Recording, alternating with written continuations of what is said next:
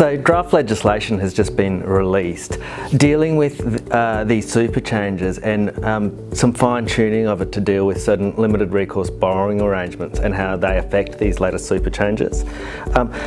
There's a fair bit of complication as with all these super changes, but they're not as bad, in my opinion, as what they might first appear. There's two elements to it. The first element is if you're in the pension phase and you've got a tax-free pension account, and that tax-free pension account has a borrowing in it, so a limited recourse borrowing arrangement, which has supported the purchase of an asset.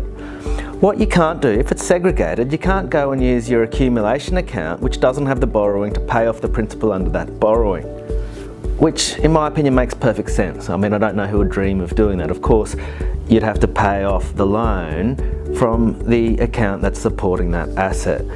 So I'm not sure why they need to legislate that, but they obviously thought there was some mischief out there to remedy that.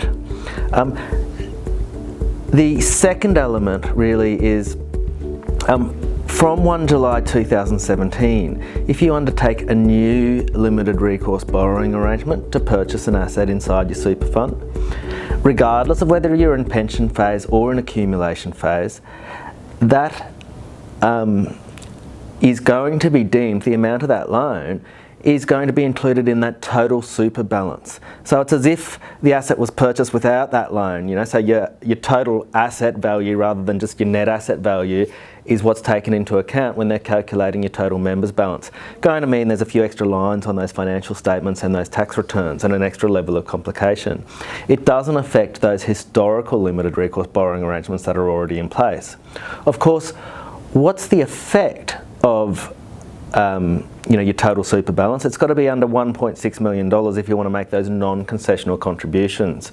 So what this legislation, what it doesn't do is it doesn't stop us actually entering, even if we got a total super balance of more than $1.6 million, it doesn't stop us from entering into a new limited recourse borrowing arrangement. It just means it affects what contributions we can put in the future.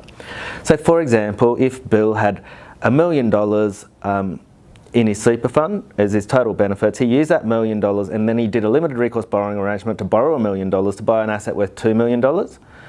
What that means is by doing that, if he did that in say October 2017, by doing that, his total super balance has gone up from $1 million to that $2 million. So what that means is before he did that borrowing, he would have been able to put in, over a few years, another $600,000 before he was prohibited from putting in any non-concessional contributions. By undertaking that borrowing arrangement, while that borrowing is still outstanding, he can't put in any further non-concessional contributions. And so what it doesn't affect also is there is that strategy where people who've got plenty of money, they might be able to actually lend money into their super fund and even into that tax-free pension account, that retirement savings account. They could lend money into that on a zero interest loan basis. So for example, they could pump prime their $1.6 million cap and they could have assets in there worth $3 million or $4 million supported by zero interest related party loans. And check out my other animation where I explain the ins and outs of that. So I've got two animations just on that topic. This legislation doesn't affect that.